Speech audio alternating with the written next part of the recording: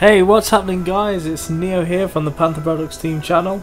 We're going to do another video on No Kuni, as I seem to really enjoy playing this game a lot recently. For those of you who have not played it, it's definitely worth having a look at it. It's awesome. I've just completed it recently and I'm going to show you guys a couple of good tips and tricks to sort of level up your little familiars and a good way to catch some really cool monsters if you're struggling. So first of all, I'm going to show you how to get one of the best monsters in the game. Now I already have it, so I'm going to show you quickly what it looks like in its final form.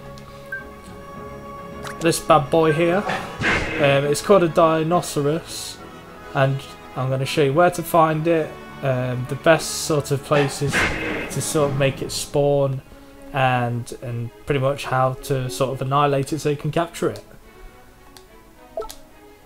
Right, so if we head to Al Mamoon, that's where you want to go first.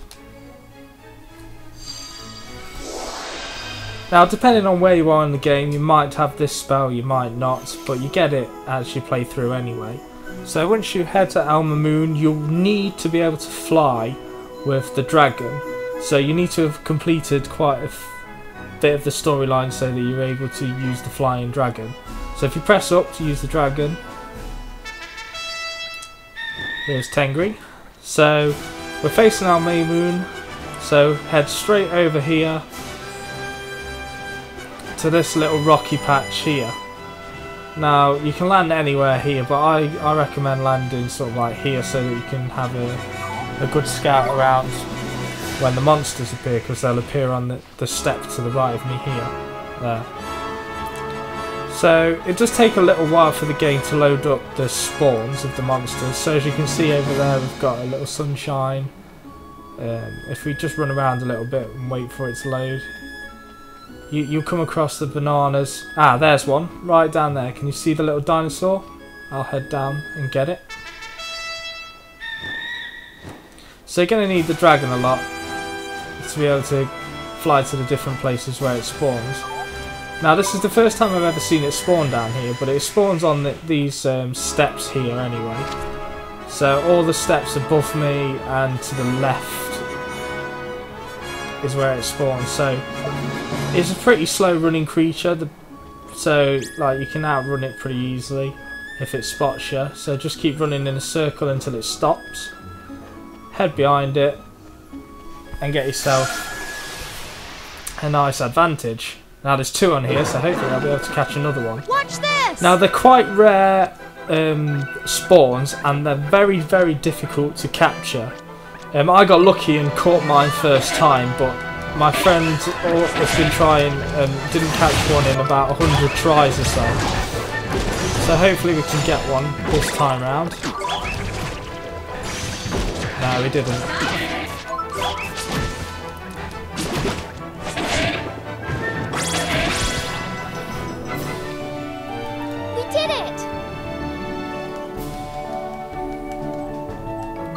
So if you're really struggling in a boss fight or you can't seem to beat certain enemies, get yourself down here and just keep going left and right of these like steps kind of thing and waiting for the Dinosaurus to respawn.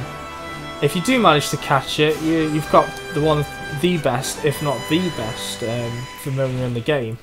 And like it doesn't half make the game so much easier, even if you just have one.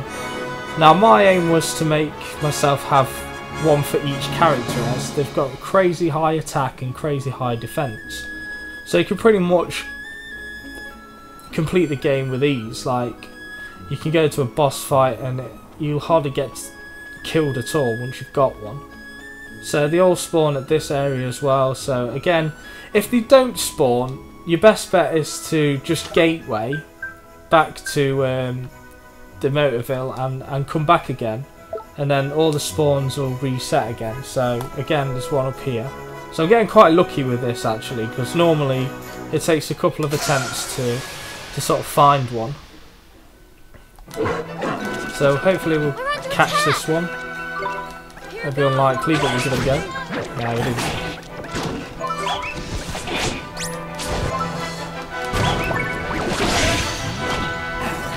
Now the Dinosaurus' first evolution only levels up to level 10, however the level 10 will probably be 10 times better than any of your level 60s that you've got, or any of the current sort of familiars you do have at the time.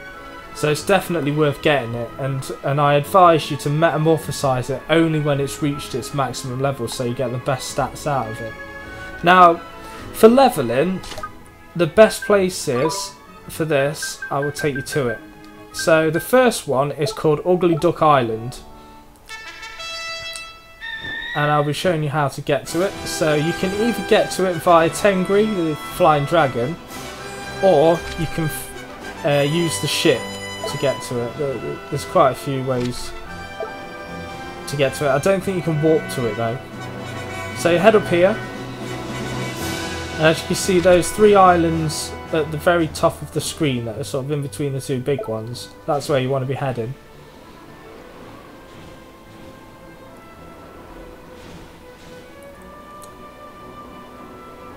So as you can see, this island with the tree on in my mini map is where you want to head. So you want to land on here, which is where you can drop your ship off, and you'll want to have learnt the Veil spell. If you haven't already, you get it from the ghost magician that goes around different towns. You need to have done about 4 or 5 of his challenges to unlock the Veil spell, but it doesn't matter if you don't have it, because it's still possible to catch it on this island. Now this island is very good for levelling up if you're sort of level between 15 and 30 odd, 40 odd maybe. We just got to wait for the enemies to spawn. So what you'll be looking out for is a little familiar called Toko.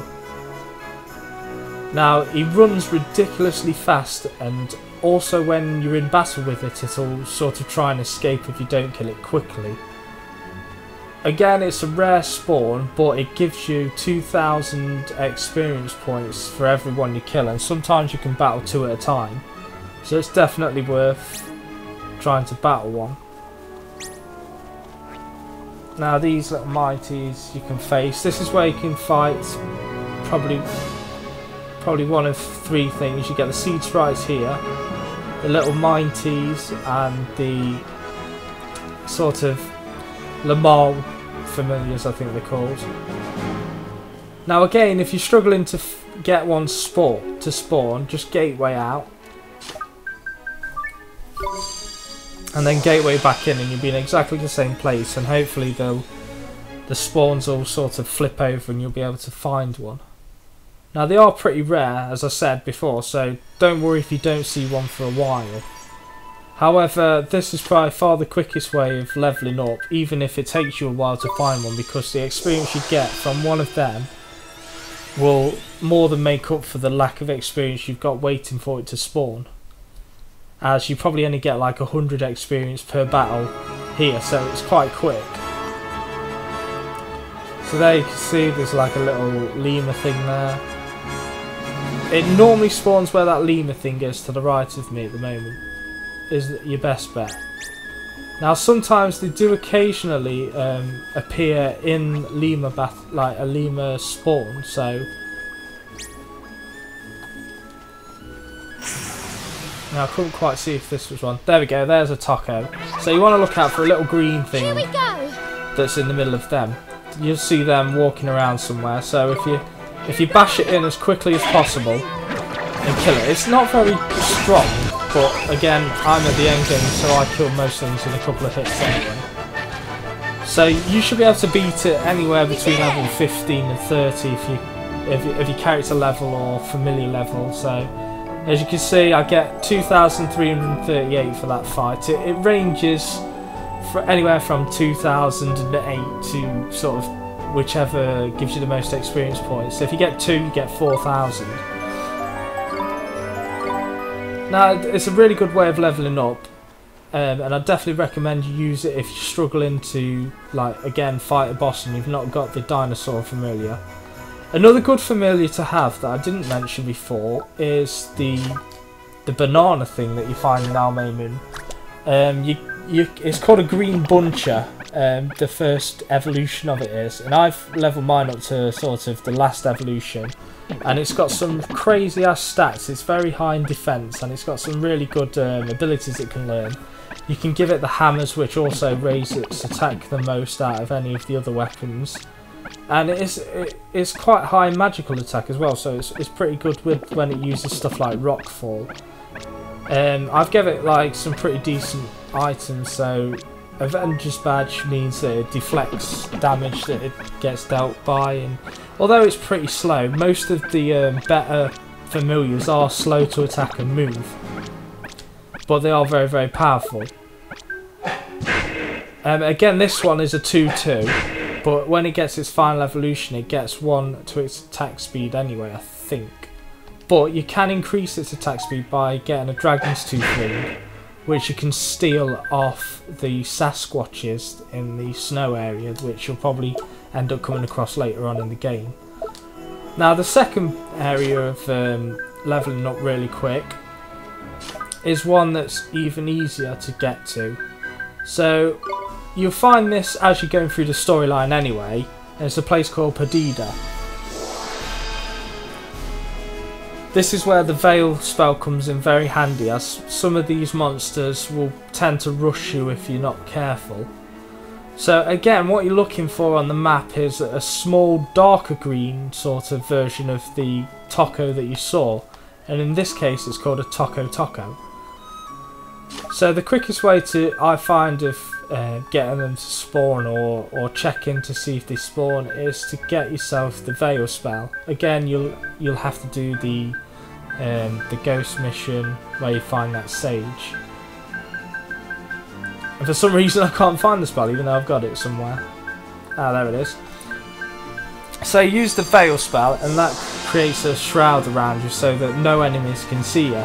And this is vital for jumping the little buggers that appear that you want to be finding. So to jump a taco is very difficult on this area because there's nowhere where it can run and get stuck where it can catch up to it, because they're very, very fast. So all you do is literally run down this little causeway here and through these valleys and just get to the top of the hill. Now normally you can see what's ahead of you, so again there's nothing spawned there, so literally just travel straight back to Perdido. You should still have your shroud on, because the shroud only goes unless you fight an enemy or it wears off after a very long time. So we've not seen one this time, so we'll do it again. This is another time where it's quite a rare spawn, but once you've got to a certain level they seem to appear more often.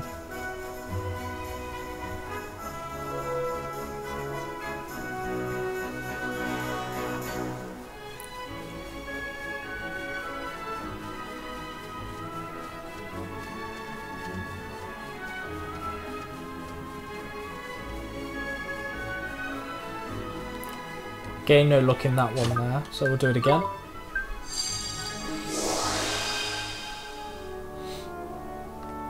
Now these tacos again do spawn with some normal enemies, but it's there's one I think. Oh no, it's not. It's a jackrabbit. So the best enemies I've found that it spawns with are the little sort of hog kind of things. I think they're called hog goblins or something. Not 100% sure, can't remember.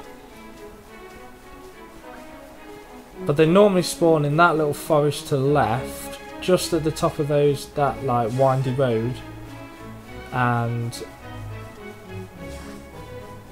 down here. There's an egg roll, don't want that.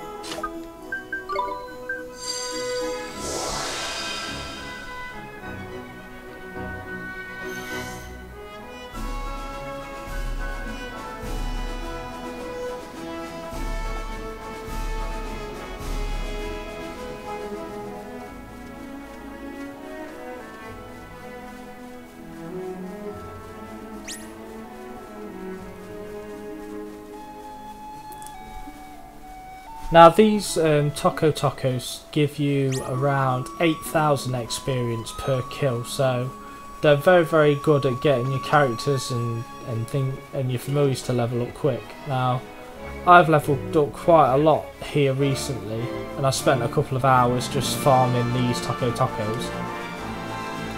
So it's a very good area to get yourself leveled up. There is another area later on in the game that I haven't discovered yet that my friends told me about that gives you around 25,000 experience for the final evolution of the tacos. I think I've just seen one in that far left. Yeah, here we go, here's one. This is what you want to be looking for, the little taco guy here. So if we jump into battle with him, using Veil is really good because it always gets you the upper hand. So that's what you've been looking for. Come on! If you see the God Speed at the far right, that's another enemy that it tends to spawn with as well. So if you find them around in place of the taco, jump in with one of them and sometimes you'll find it. Now jumping these is vital as they run away really quick.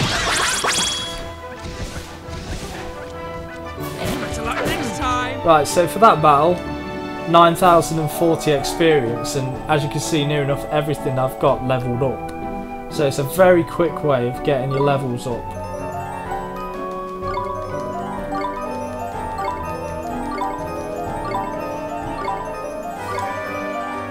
I apologise if you hear my massive button mashing of the X button to skip all that. But anyway, that's a couple of areas that you might find useful. I'm going to just quickly show you a couple of other familiars that I use that seem to be really good. The Sasquatch thing that I was talking to you about is found in the ice caves and around the ice region. They're pretty easy to find, they're not overly difficult to catch, but they are very useful. And then the elephant thing, you find them around Ding Dong Dell area, and they're very sort of rare to spawn, and they don't run very fast, but you can catch up with them. They're quite difficult to catch, but once you do have one, they are very powerful and can learn some pretty good moves. Now the best moves I've found for each of your familiars is Ear Splitter, Belly Buster, Sling Stone, and the Rock Fall. They're all area of effect attacks bar Sling Stone, and they're very powerful because they're non-elemental. So if you can get yourself them on your powerfuler, more physical based familiars, then you'll definitely do well.